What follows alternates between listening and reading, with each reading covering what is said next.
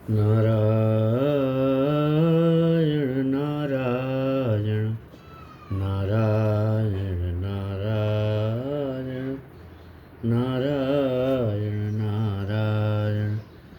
श्री सद्गुरुदेव भगवान की जय हो। हरि ओम। अब आज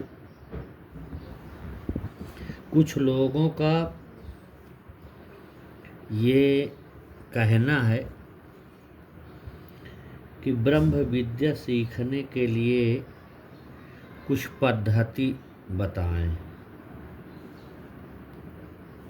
तो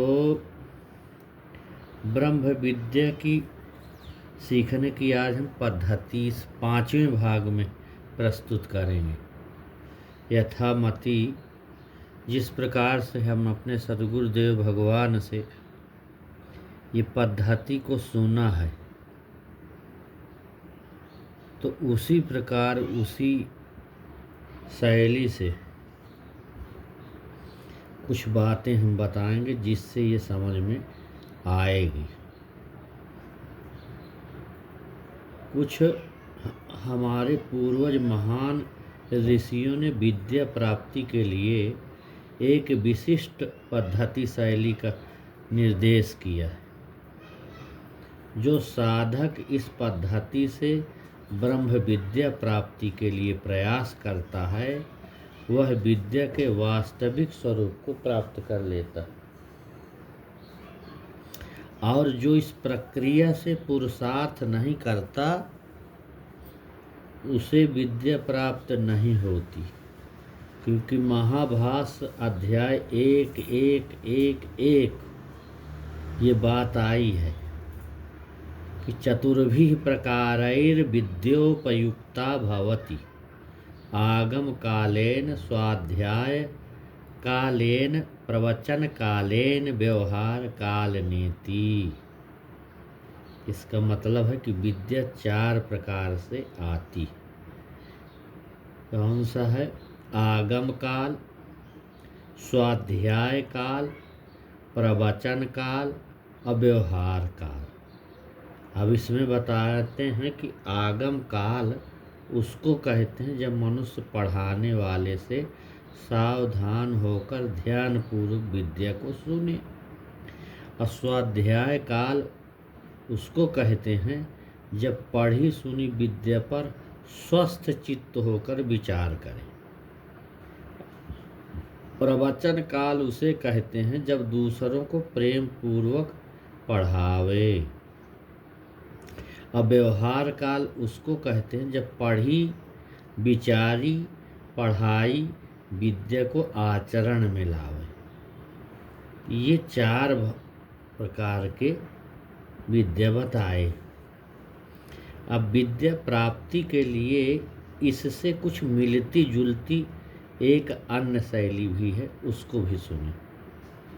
श्रवण, मनन, निधिध्यासन और साक्षात्कार।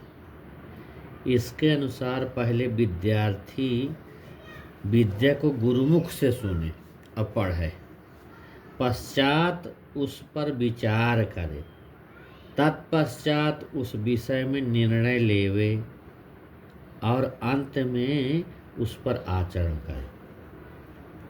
इस प्रक्रिया से जो शिष्य है, विद्यार्थी है या पाठक है, उसके मन पर विद्या के संस्कार दृढ़ बनते हैं और मनन करने में श्रद्धा बन जाती है।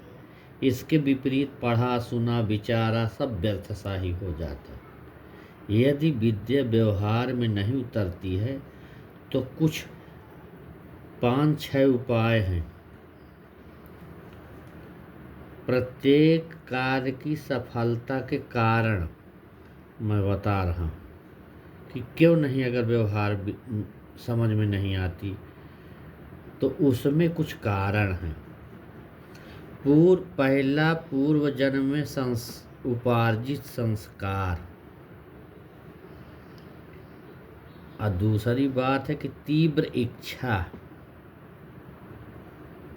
अपर्याप्त साधनों की उपलब्धि। पर्याप्त साधन के कि अच्छे प्रमाणित ग्रंथ होने चाहिए, गुरुमुखी ग्रंथ होना चाहिए, परंपरा के ग्रंथ होने चाहिए, और कार्य करने की सही विधि शैली और पूर्ण पुरुषार्थ, अघोर तपस्या, ये कारण अगर हैं और इतनी चीज है, सफलता तब तुरंत मिल जाएगी शीघ्र, अगर ये चीज़ें उसमें हैं तो। 5-6 चीज़ हम बताए। पूर्व जन्म में उपार्जित संस्कार, तीव्र इच्छा, पर्याप्त साधनों की उपलब्धि, कार्य करने की सही विधि शैली, अपूर्ण पुरुषार्थ, घोर तपस्या, 6 ये हैं कार्य। ये अगर हो तो उसको पूर्ण सफलता मिल सकती है। और अब जो है ब्रह्म विद्या का अधिकारी के बारे में बताया गया कि अधिकारी कौन होता। पहले तो ये सफलता मिलनी चाहिए, ये सब चीज़ें होना चाहिए। अब ब्रह्म विद्या का अधिकारी कौन हो, तो विद्या ब्राह्मण के पास गई और बोली कि विद्या हा वही ब्राह्मण माज गाम गोपाय माम सेवधिष्ठे अहमस्मि असूयकायान रजवे यताय नामा ब्रूया वीरवती तथा श्याम। ये निरुक्त का दूसरा अध्याय का पहला श्लोक। हे ब्राह्मण विद्वान, मैं आपकी निधि हूँ, अतः मेरी रक्षा करो। जो निंदक कुटिल असंयमी हो उसके लिए मेरा उपदेश मत करो। फिर निरुक्तकार ने बताया कि यमेव विद्याः शुचिम प्रमत्तम मेधाविनम ब्रह्मचर्योपपन्नम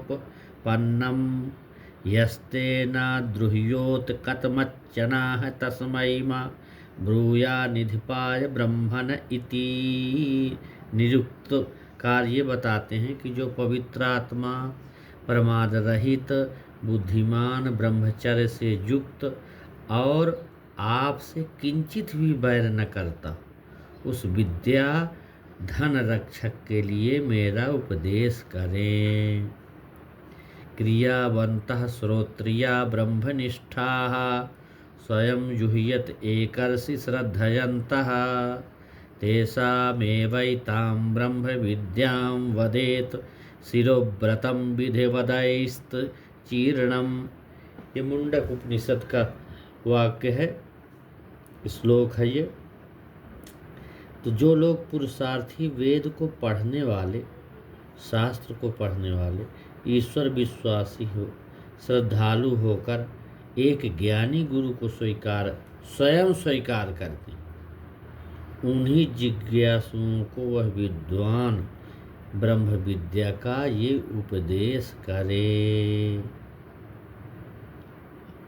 अब इसमें कुछ योग की बातें बताए हैं कि योगश्चित्त वृत्ति निरोधः, चित्त की वृत्तियों को रोकने को योग कहते हैं, समाधि कहते हैं।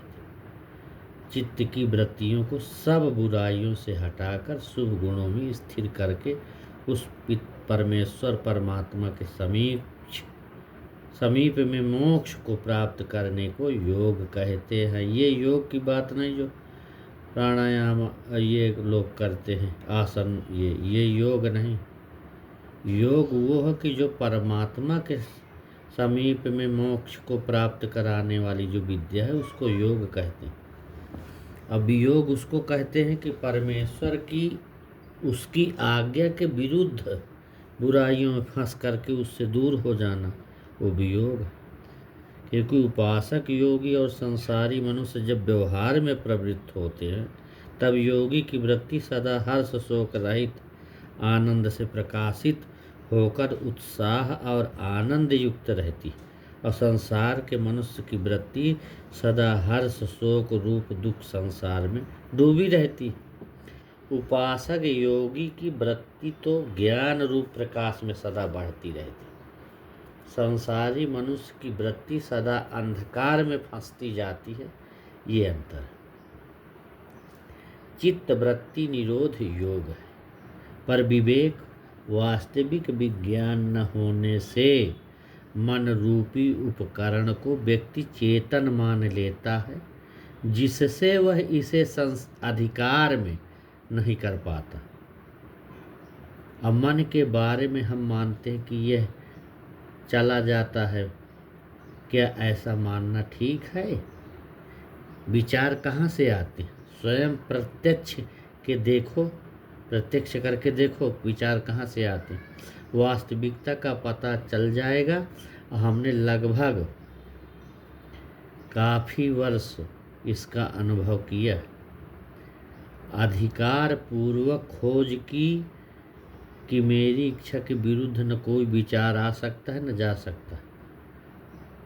अब ये बताओ कि अच्छा भोजन खाने के लिए व्यक्ति सुसज्जित है, भूखा है क्या? वह कहता है कि मेरा मन खाने के लिए जाने नहीं देता, परंतु संध्या में तो कहते हैं कि मेरा मन ईश्वर में नहीं लगता, भजन में नहीं लगता।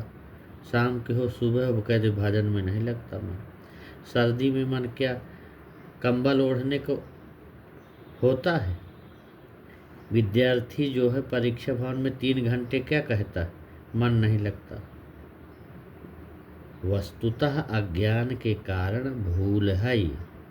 मन स्वतः कुछ नहीं करता, हम ही मन से करते हैं। भजन में संध्या में होने वाला जो मन का भटकाव भी स्वतः नहीं होता, हमारे ही द्वारा होता है वो इधर उधर मन। तो ईश्वर के स्वरूप में मगन तल्लीन होना योग है। मन की वृत्ति जब बाहर से रुकती है तब परमेश्वर में स्थिर हो जाती है, और जिससे सारे दुखों से छूट जाए, जिससे मोक्ष ईश्वर को प्राप्त करे, उसका नाम योग है। तो मन इंद्रिय आत्मा का विचार जो मनुष्य नहीं करता वह अयोगी है। उसे भीतर का कोई ज्ञान ही नहीं होता, और इंद्रियों के साथ मन के साथ आत्मा बहिर्मुख हो जाती है। अब बाह्य स्थूल पदार्थों में जो सुख दिखता है उससे हजारों गुना सुख ईश्वरानंद में मिलता है। योग में दृश्य पदार्थों से मन को हटाने से आत्मा का संयोग विभु माने विभु पदार्थ परमात्मा से होता है। विभु माने व्यापक बड़ा, वो है कौन? परमात्मा। जिसने कभी विचार नहीं किया उसको आत्मा परमात्मा को कुछ भी आभास नहीं होता, जिसने कभी सोचा नहीं बात। और जिस समय आत्मा घबराहट में होता है उस समय कोई भी विचार का कार्य व्यक्ति से नहीं होता। मनुष्य का संपूर्ण बाह्य व्यवहार भीतर की व्यवस्था के कारण है। और ध्यान में विचार करने से मनुष्य की वृत्ति परमेश्वर के साथ जुड़ जाती है। और कहा गया है कि न आत्मा प्रवचनेन लभ्यो न मेधया न बहुना श्रुतेन यमेवैष वृणुते तेन लभ्यस्तस्यैष आत्मा विवृणुते तनुं स्याम। यह परमात्म तत्व न केवल प्रवचन से प्राप्त होता है, न केवल मेधा बुद्धिमानी से उपार्जित होता है, न केवल बहुत सुनने से। जो आचरण के साथ हृदय के अंतस्थल में उसे ढूंढता है वही उसे प्राप्त करता है, और वह परमात्मा अपनी महिमा का उसके अंदर प्रकाश कर देते हैं, और उस अनुरागी भक्त के समक्ष जो है उनका प्रकाश हो जाता है, उसे ज्ञान हो जाता है। इस प्रकार से ये चीज़ चर्चा हम बताए कि किस किस प्रकार से ब्रह्म विद्या का बोध होता है। अब इसी क्रम से अगले फिर बताएंगे कि ईश्वर की उपासना कैसे होती है और किस किस जगह पे होती है, किस प्रकार करना चाहिए। बहुत सुंदर प्रकरण फिर छेड़ेंगे अगले बार, क्योंकि थोड़ा थोड़ा सा लेते चलेंगे तो आपको समझता जाएगा और सुनने में एक इंटरेस्ट आपका होगा। और ज़रूर सुने, ध्यान से सुने, 1 बार 2 बार सुने तो हम भी मेहनत करेंगे कि आपको समझ में आए, आप परमात्मा की प्राप्ति करें, आपको आनंद मिले, आपको मोक्ष मिले। यदि आपकी प्यास है तो ज़रूर आनंद आएगा, यदि आपको प्यास नहीं है तो फिर कोई मतलब नहीं है। पानी से क्या मतलब रहेगा जब प्यास ही नहीं है। इसलिए आप कोशिश करें, हम भी कोशिश करेंगे बताने के लिए। आप धीरे धीरे अपना कंप्लीट करके अपने जीवन को कृतार्थ करें। ओम शांति शांति शांति। ओम।